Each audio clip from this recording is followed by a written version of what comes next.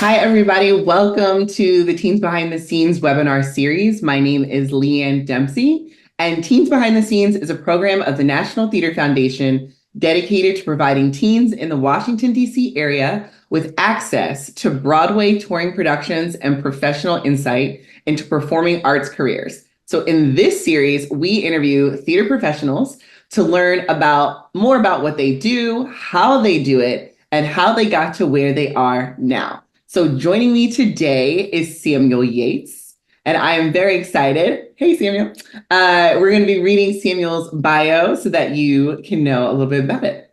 Okay, so Samuel is a deaf artist and researcher, currently working as an assistant professor of theater at the Pennsylvania State University. Their new play dramaturgy practice includes partnerships at Great Plains Theater Commons, Gala Hispanic Theater, Three Arts Institute of Chicago, Woolly Mammoth Theater Company, the Huntington and Pasadena Playhouse, as well as work in the literary offices of the Abbey Theatre in Ireland and the Eugene O'Neill Theatre Center. Samuel's research and creative practice concerns disability aesthetics and accessibility practices, asking how our notions of disability and the able body inform and transform theatrical performance. So everyone, you're also going to be able to see Samuel's website and also social media. So please check that out on our website. But welcome, Sam. How are you? Hi, thank you so much for having me. I'm doing well. How are you today? I'm good. I know it's like a moment where you have to hear about yourself for a couple, so congratulations on all your achievements. Thanks. That's very kind. Yeah, well, I'm excited to jump in, Sam, because being a fellow dramaturg, it's always wonderful to meet more dramaturgs in our space and just learn more about your work. Tell us a little bit about your journey getting to where you are now as a professional dramaturg. This is such a great question because I feel like the answer is so different for literally every person. Everybody, yeah. I actually came to professional theater through classical music and opera. I was a boy soprano working with the West Virginia Symphony Orchestra as a child, and a touring choir called the Appalachian Children's Chorus. And I started in classical music because it was a tool through speech therapy to help me learn to articulate better, as somebody who is completely deaf in one ear and deaf in register extremes in the other, and who uses a cochlear.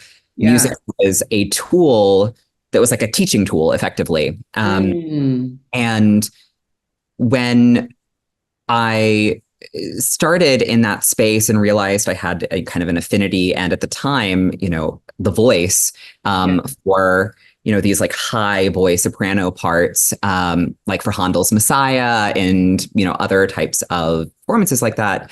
I really fell in love with what theater could do as a space.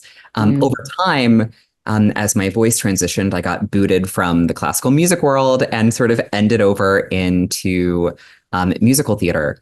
And it was really then that I started to realize, as a high school student, I was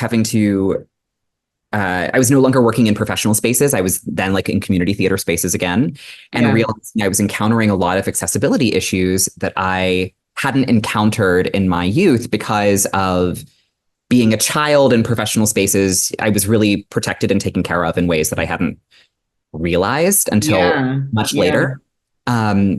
So I continued in theater in high school. We did not have a high school theater program, so I was working in community theaters, dinner theaters, like kind of summer stock adjacent summer theaters, and really came to think of theater as a place that let me be a version of myself that I didn't get to be anywhere else.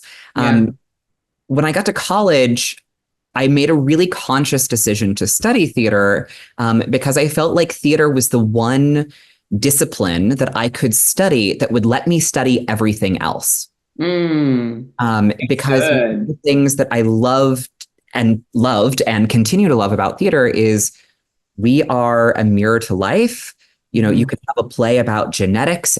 You can have a play about race relations. You can have a play about a family drama, something as simple as a sibling rivalry, right?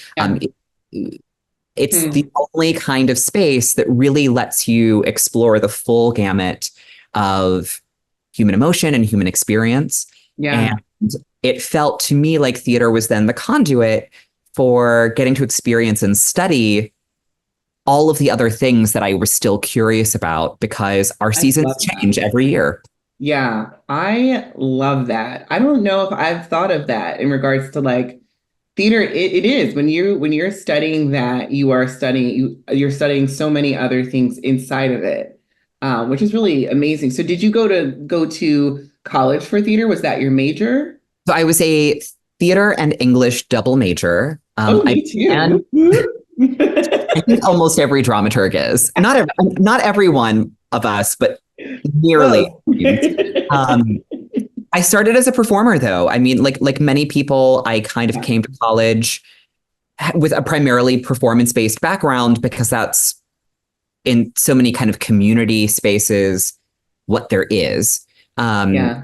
And I realized about halfway through my college career, when I took my first professional summer job at New Harmony Theater Company in New Harmony, Indiana, which is a kind of small summer stock theater Hmm. that is attached to the University of Southern Indiana. Hmm. I, um, there was somebody in the room who was doing other dramaturgical work.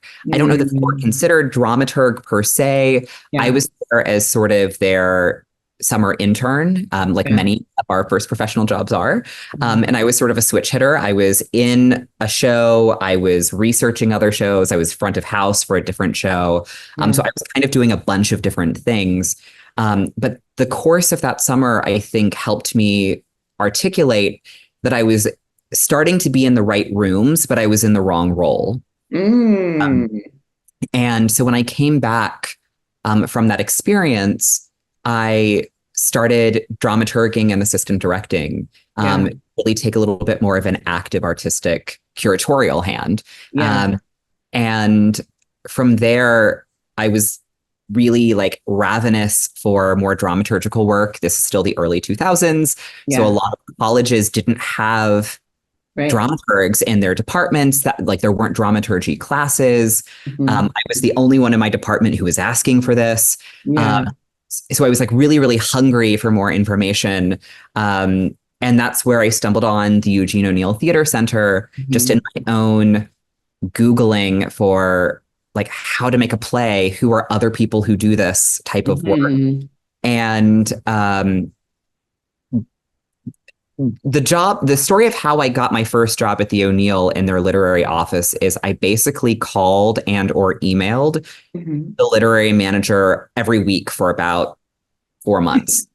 Um, Amazing. and basically kind of bartered and stole my way up to Yeah. the O'Neill in Waterford, Connecticut. Yeah. And it was really a kind of paradigm shifting experience for me. I understood for the Mhm. first time what went into new play development. Yeah. Um, Talk a little bit about for our listeners of what the Eugene O'Neill Theater Center is. Like, what they do there? I think that would be really cool for them to hear. yeah, so the Eugene O'Neill Theater Center is a summer stock space where they hold a national competition every year, Hmm. and playwrights and puppeteers and cabaret artists and musical theater writers, musicians, Yeah. all come and develop new work there. So the Yeah. goal of the performance spaces at the O'Neill is not to have a perfectly polished production, but rather it's a space to experiment, Hmm. play, to try out new things, and to hopefully come to a better version of the work that then might move on to professional productions elsewhere. Yeah. Work like In the Heights started at the Eugene O'Neill Theater Center before it was the polished production that everybody came to love on Broadway. Yeah. So it was really the first time in that space that I understood what went into new play development and that I saw it as a viable career path, Mm-hmm. and saw that other people were living and doing this work all the time. And kind of rocked my world. And I came back and applied to graduate school programs, Mm. and began really thinking about what I wanted that kind of future path to be. I think that I would say that let me rephrase this. I would say that I decided to stay in theater, in part because it was the only thing that I continued to feel as though I would miss if it went away. Look, okay, Sam, you are dropping so many gems today. I'm about to make some quotes for you, okay? Because that's such a great consideration of like, can I do without it? Yeah. It's a big, and it's like the answer obviously was no, I can't. I kind of famously tell my students now that I worked in a chemistry lab all through college. I have Mm, real skill for chemistry. I think of a lot of chem work like a puzzle, and yeah. so that way it Mm, always kind of came easy to me. And I think mhm, my parents really thought that like surreptitiously at the end of my 4 years of undergrad, I'd go to med school because I was yeah. working in this chemistry lab. And when I really sat and like took inventory about what I was good at and Mm, I loved, those didn't always match, mm, right? Like I was mm, really good at chemistry, but I didn't love it. I continued to mm, do it because I was good at it. yeah. And I'm a big believer in putting yourself into rooms where you are scared to be in that room. And I don't mean scared in some sort of like bodily harm sense, but scared in a way that like it excites you and it motivates you to perform better. Yeah. That room challenges you in some way, shape, or form. Yeah. And I felt like theater was a space that consistently Mm, challenged me, um, and continues to consistently challenge me, because I never know what's going to happen in that space. If I'm yeah. working with a playwright on a new play or with a director, I don't necessarily know what their creative impulses are going to generate. And so Hmm. it's not as predictable. But in that lies, for me, the intellectual and creative challenge of meeting artists where they are and then seeing also what that calls forth from me. Yeah. And there's a lot of different things, and depending on what space you're in as a dramaturg, the work you're doing looks very different. How you do the work may be similar, but it's going to look very different. So I'm curious about your definition of how would you define a dramaturg? I think that there is a growing generation of young people who are seeing the current dramaturgs, the work that you do, and being like, oh, wait, that seems kind of cool. But still kind of struggle with like telling their parents, this is what a dramaturg is. So I'm just curious about how do you define who and what the profession of a dramaturg is? And I smile because we know this is an interesting question. Well, if you're watching this video, all I have to say is that part doesn't get easier. Your parents will always still give a weird version of what your job is to other people when they ask. Yeah. Um, I kind of come about this in a couple of different ways, in part because, Leanne, you're right in that my job looks really different depending on what kind of production I'm working on. Mhm. Um, if I am working on an established text, let's say a production of Romeo and Juliet, right, Yeah. that text isn't going to radically change. Uh, Mhm. we might make small cuts, Mhm. time or trim a line here or that kind of thing, to shape the text, that you should only be doing if it's in the public domain. I should note, like, don't do I that. love that. Don't do that to a playwright who's living. Yeah. I am not precious about Shakespeare. Yeah. His reputation will be fine. Yeah. Um, but if I'm working on an established text, I might be a researcher. I might be somebody who's really functioning as the kind of footnotes to a production, Mhm. but also the person who is looking at it dispassionately, that Mhm. production dispassionately. And by that, I don't mean without passion, but rather without the emotional investment of I'm the individual who made all of those choices. Therefore, Mhm. I'm looking at it kind of as the first audience eyes, Mhm. helping other people on the creative team see what is or isn't resonating, what might or might not make sense, Yes. because I'm looking at it from a different creative perspective. If I'm working in a new play development space, how I describe this work to others is that I'm sort of like a book editor to a playwright. Like, or let me phrase this: a dramaturg is to a playwright as a book editor is to a novelist. Yes. Not necessarily the person who's there to write the play. In fact, I never want to write like I feel the same way. Dramaturg, right? It's not my play, but rather I'm there to tell you what I see. I can be a research support. I can help you chart the path of your plot. I can tell you if you make this choice in scene 4, it's going to mean A, B, and C in scenes 9, 15, and 20. Yeah. Basically, I'm there to act as sort of a sounding board and sometimes a little bit of a taskmaster, helping a playwright see what they need to do next. But to get to your kind of essential question, I sort of borrow on the dramaturg Theresa Lang's definition of dramaturg, which is to dramaturg is to curate an experience for the audience. What that process of curation looks like is going to be radically different. Again, if you're working on an established text or a new text, you're really thinking as first audience eyes, you are thinking as first critic. And I don't mean critic in sort of a means, but critic in an academically engaged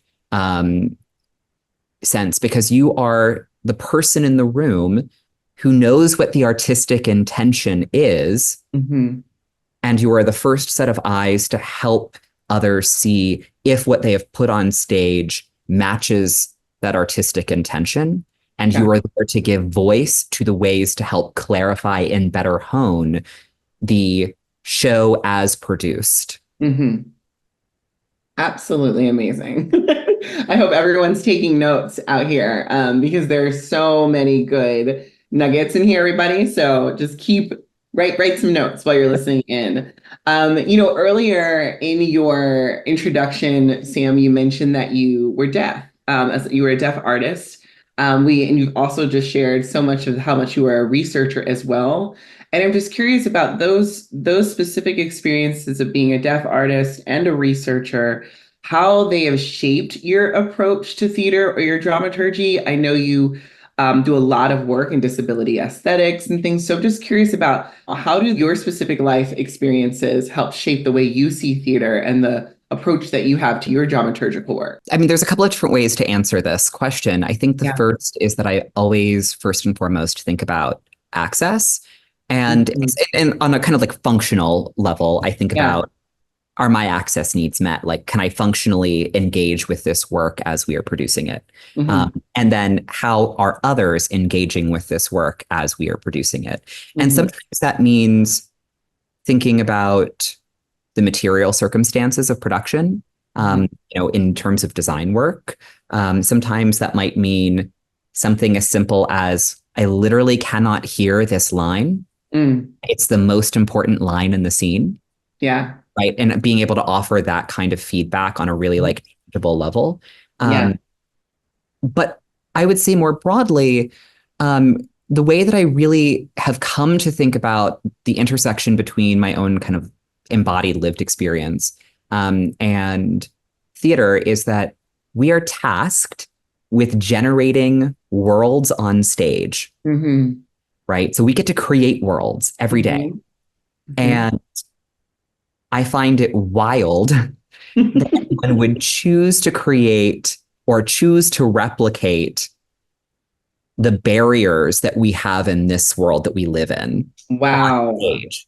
Right? If we are able to imagine possible futures, if we are able to explore different ways of being, and celebrate those possible avenues and use theater as a template towards a better future, then I actually think there's an ethical compulsion to think about theater in the most expansive, accessible way. And for me, that is really the genesis of a lot of the work that I do. Whether I'm there as dramaturg or teacher or collaborator in some other capacity, it's really thinking about how are we creating Yeah. a world that is the most accessible version of this piece so that it can reach and engage Mm. a maximum number of individuals, because every choice you make around accessibility includes or excludes individuals. Mm. Can And you, so thinking yeah, about, yeah, so just thinking about like, what are those choices and making them with a little bit more precision, and yeah, making them intentionally, as opposed to it being either accessibility being a happy byproduct, or on the flip side of that, something that you just like never considered and you would have made different choices had you considered it. yeah. Is there an example of something that you see is like maybe just even unintentionally just not considered? And you're like, oh, wait, let me bring this into the room so that you can consider it now. Is there an example of that that you see as a Oh, pattern? for sure. For example, I think a couple of easy examples. We are in a template now in at least undergraduate lighting education, where I see a lot of um, lighting student lighting designers bridging the gap between entertainment lighting and theater lighting. Mm-hmm.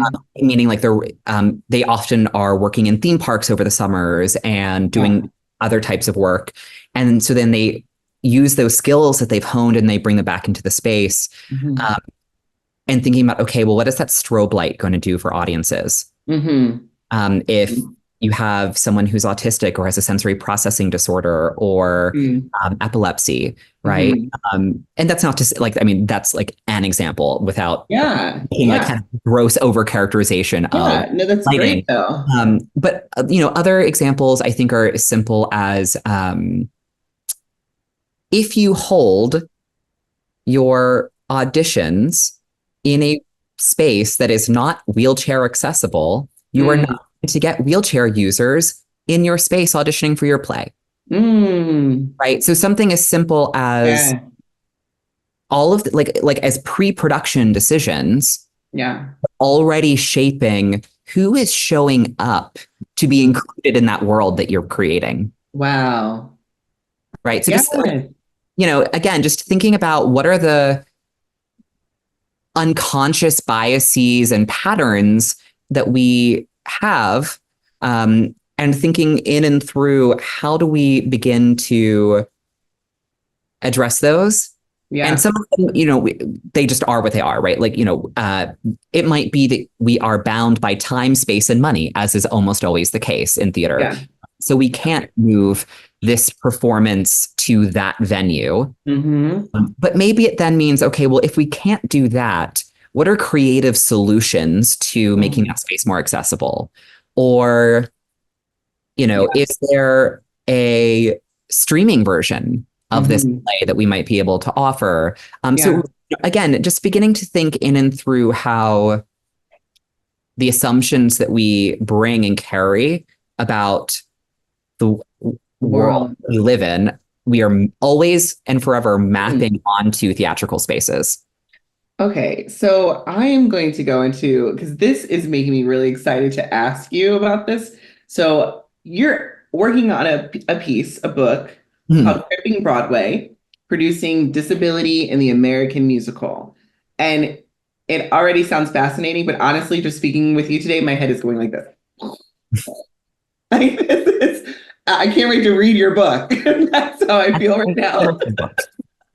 So is there, I don't know if we're already touching on it, but is this a sneak peek of what we're exploring in that book? Or do you feel, is there, where are Yes and we going no. with that piece? Yeah. I mean, so this particular book is not so much the how to work more accessibly, although there's some of that, of course, in the project. Yeah. And side note, everyone, we just said that Sam is now an author. So can we please like add the next the next tab of amazingness? Okay, continue now, Sam. Cripping Broadway is really about thinking through a central tension that I see in commercial musical theater, which is that commercial musicals, Broadway in particular, relies on the triple threat actor, right? That body that is the singer, actor, dancer, that is an exceptionally able-bodied individual. Yes. And so thinking about paradigms of health and wellness are an industry norm and baseline. Like that is just industry expectation. So thinking about how disability, when we are performing it on stage by bodies that are exceptionally able-bodied, it actually warps our perception as audience members about what we think the disabled body is, does, or can be. Because if you actually start to think about it, disabled bodies are everywhere in musicals. We've got hunchbacks in The Secret Garden, The Hunchback of Notre Dame. We have conjoined twins in Sideshow, characters with AIDS in musicals like Falsetto's Rent, a girl with a traumatic brain injury in The Light in the Piazza, somebody who's facially disfigured in Violet. Even Dorothy's traveling companions in The Wizard of Oz lack vital organs, brain, hearts, and nerve. Legit. Yeah. So there's this kind of like obsession, ability, and the framing of the body that exists in musicals both on and off stage. And so I'm really interested in thinking about how disability is produced and monetized in commercial theater, and yet it is culturally devalued in our entertainment industry writ large. Yeah. So I'm really trying to get to a space where we can think about how disability actually becomes a really useful way into helping understand the contours of our theater industry. Yeah. Oh, that's incredible and very fascinating. I mean, there's so many, I'm just very inspired by your point of view. You know what I mean? And obviously educated by your point of view. But you're saying so many things that I have not really fully considered, but am fascinated by. And I think that this is like, yes, finish the book. That is what I am going to say. I think it's needed, and it's a wonderful like space for you. Yeah. Short answer is keep going, Sam. Your work. I mean, obviously now we're talking about writing a book, and we've done academic dramaturgy, and we've been in the commercial space as well. I mean, is there an experience or a memory or a show that like, you kind of hold dear to yourself that was a wonderful experience? Is that anything that comes up for you? One is my first summer at the O'Neill. I was in a room with a musical for the majority of the summer. And in that space, to me, one of the most useful things I learned about dramaturgy in that summer wasn't so much what any one person says, but rather the kind of whole experience. I learned that the dramaturg's job is to listen. I find that a lot of times when you put a lot of creatives in the room, people are really, really eager to speak, right? Or they're listening to like find the end so that they can say what they actually want to say. Yeah. And so it's a difference between like hearing and listening. Like, yes, I heard you, but am I listening to you? And I don't think a dramaturg is an effective collaborator in that role if they don't curate a listening practice. Because so much of my work is really thinking about, is that actor accidentally dropping the commas? Or are they like attending the grammar? Because the grammar on that page is your tempo map, right? All of that punctuation is there for a reason from the playwright. And I think about this a lot because my hearing is always mediated. You know, Yeah. it's through this little device, right? And Yeah. so it forces me to think a lot about what I'm perceiving. Um, Hmm. Hmm. because we tend to frame patrons in a theater as audience members. Hmm. Um, audience comes from audire, to listen, right? Hmm. Already talking about a kind of sensory privileging of how somebody primarily receives a play Yeah. the moment we call them audience members, which is why I'm always thinking like, okay, am I thinking about this work that I'm in from an audience perspective or from a spectator perspective? Like, what is my, like, how, like, where am I actually privileging information? Hmm. Um, so I would say that first summer, kind of just learning a listening practice, Yeah. being in that space for the first time in that role, Yeah. forced me to really learn the limit of what like where I was most effective. And Yeah. that was something that I think, could only have learned by doing. Hmm. I would say something a lot more recent. I just left the summer 2024 Great Plains Theater Commons season. I was one of three season selectors Cool. for that season, and then I came and worked as a dramaturg. So I had the like really like generative experience of getting to read hundreds of plays. And I only read a small sliver of the plays that were submitted for that season. It was close to Yeah. 1,000. I don't have that reading Wow. capacity. But I read, several of the plays that got recommended to the final round for selection by a kind of team of readers. And then I was on a 3-person sort of selection committee for Hmm. the final 10 shows that were being selected. And Hmm. I found it so inspiring and so moving to see such a broad range of artistry in Yeah. America right now. It's Yeah. really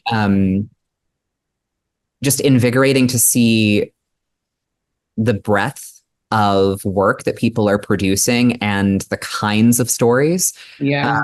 and then to then be able to interact with the playwrights and help them hone that vision further, right? Sometimes if, like when I read for a theater company, sometimes I'm hired just to be a reader and I Yeah. never am involved in the production process or Yeah. get to be the primary artist. And so Yeah. this is a situation where not only did I have a hand in selecting the play, but then I got to watch audiences respond to the play and then Hmm. that playwright understand the audience response so that they could begin to cultivate another draft. Hmm. And I Hmm. just found that really satisfying from an artistic perspective. Yeah. But also, it helps me at least feel like the calls of, yeah, I don't know if you feel this way, Leanne, but I feel Yeah. like every few years we hear like American theater is dead, I or know. Yeah. people are saying like, oh, there's no good new work, and that's why we Yeah. all have adaptations of movies and all these. Hmm. There is wonderful new work out there. I think Yeah. that it's actually a lot of producers who are more shy about investing in new work and new talent, but it's absolutely out there. And so that was just really for the soul reinvigorating, uh, Yeah. kind of coming into uh, a summer season where I had just left an academic theater season where we're doing primarily works that are already existing, right? Yeah. And so to get to move from that kind of educational space back into a new play development space was, sort of chicken soup for the soul, as it were.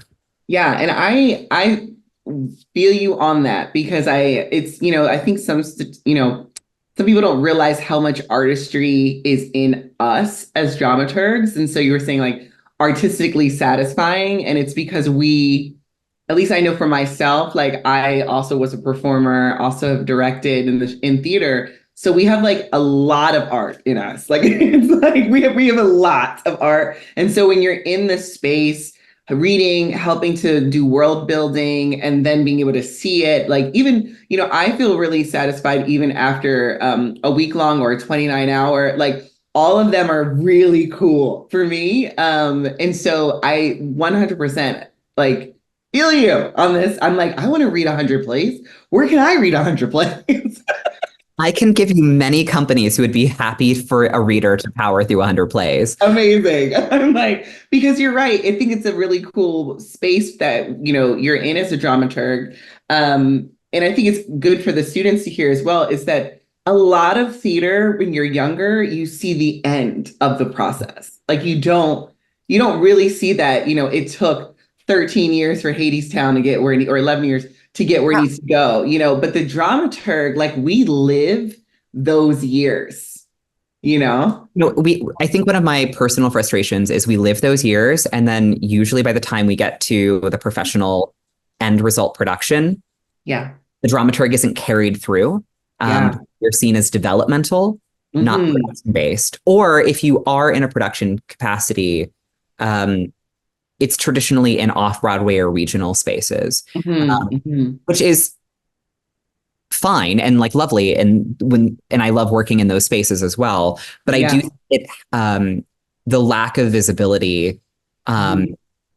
on that commercial level, Yes. talking about mainstream Broadway production, which is, Yeah. let's face it, how the majority of America interfaces with commercial theater. Yes. Yeah. The lack of visibility there, I actually think, um, does a disservice to the development of all plays and musicals because it is seen as a final product, Yeah. seen as like a commercial product as opposed to an artistic process.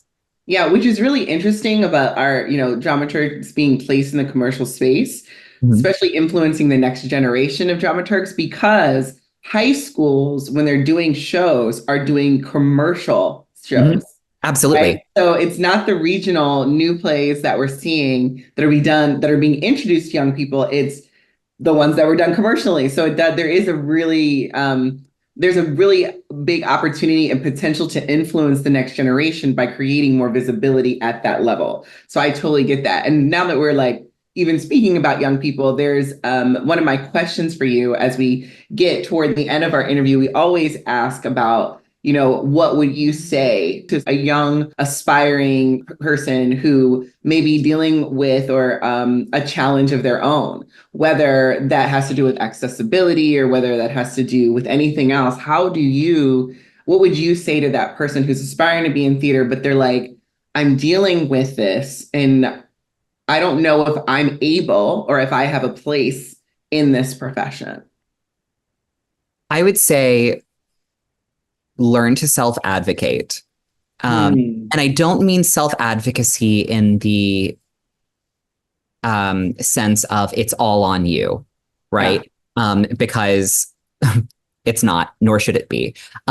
However, I do think that when you are experiencing a barrier, whether it's an accessibility barrier, whether it is Mm. um, a misconception about uh, your race or your gender Mhm. identity, or whatever formulation of yourself that makes you feel strong and confident as a person, and you feel like you are not in a space that allows you to show up as an artist in Yeah. your capacity. Self-advocacy is the number one tool, Mm. because people are not mind readers, right? Yeah. And so people might not even be aware that there's a problem. And this Mm. goes back to those unconscious biases we've had that I talked about a little bit about earlier. Everybody in that rehearsal space, in that performance space, is bringing in all of their unconscious biases and preconceptions about the world as it exists back into that space. Somebody might be doing something they're not even aware that they're doing, Yeah. right? And that behavior is not going to change unless you self-advocate and say, hey, actually, I'm having a problem here. Yeah. Now, that takes a lot of confidence. Yeah. Can be that can be and feel really scary. Self-advocacy is something that I did not have as a younger person. It is Mhm. something that I will fully admit to you, I only have kind of grown into the confidence to say, this is not okay, or this is a Yeah. problem.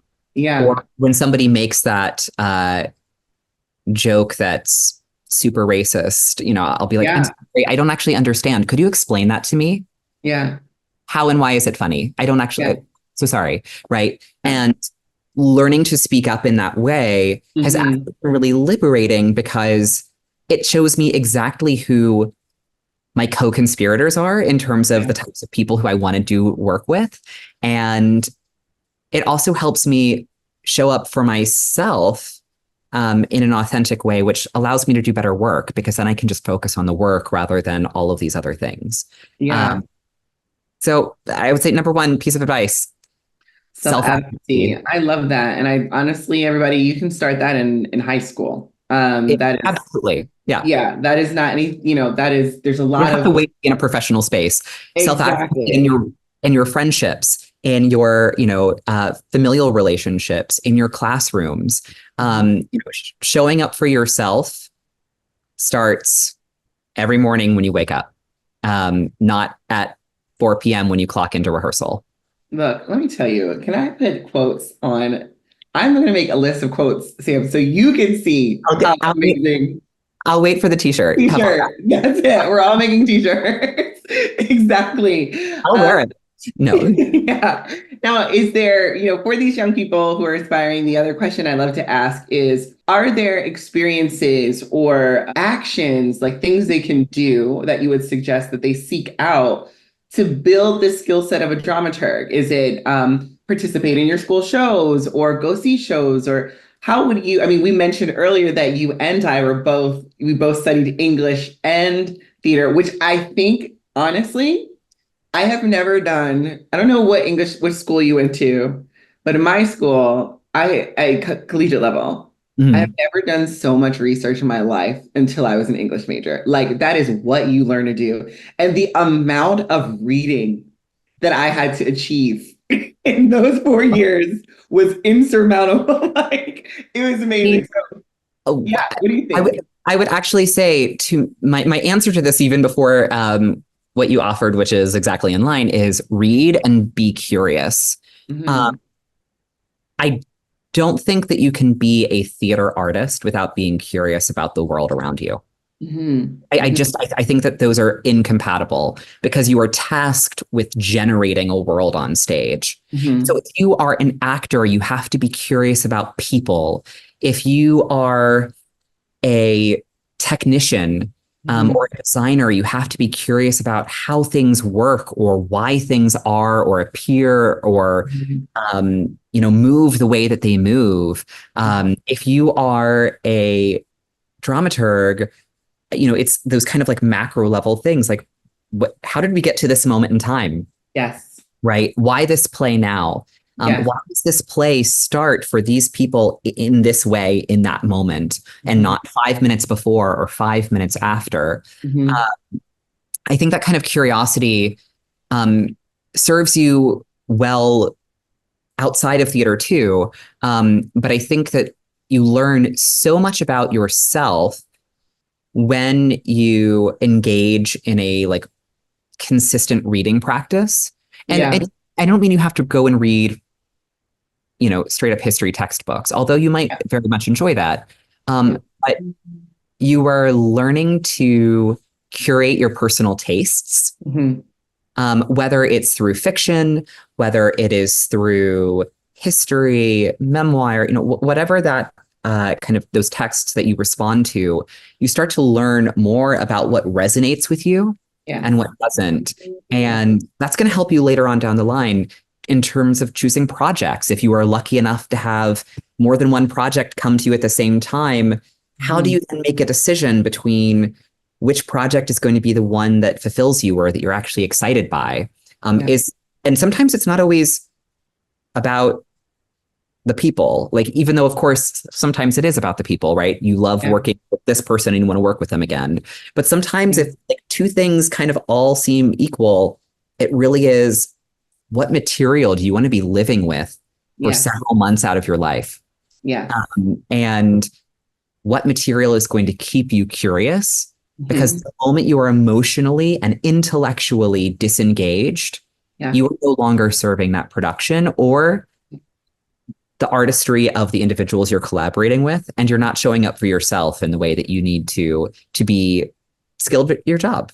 Yeah, and I love that perspective. I think that's, when people ask me the kind of work that I do, and I always say, I am so interested in the African American experience, the Middle Passage experience, Africa to America, like and then also my other space is devised theater and fantasy. But it's like very clear. Like it's, for me, it's like these are the things that keep me curious. World building, all of that in history of the African American experience is like what really gets me excited. And if I think about, the things that the shows that I cover at the National or the current musical that I'm working with in development, they all fall in that space. So there is a value to perspective and to knowing who you are as a artist and how you are as a researcher.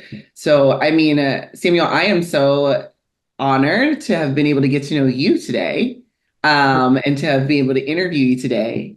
I mean, that through line that you're talking about, just as kind of like a way of saying, or like circling or connecting these two things, though, like that through line between fantasy space, in thinking about like African American experience, Middle Passage, transatlantic slave trade, all of those things. What you start to then learn is there are patterns to your interests that you can start to recognize over time. And then you're really lucky and projects come up that have those either separately or perhaps individually.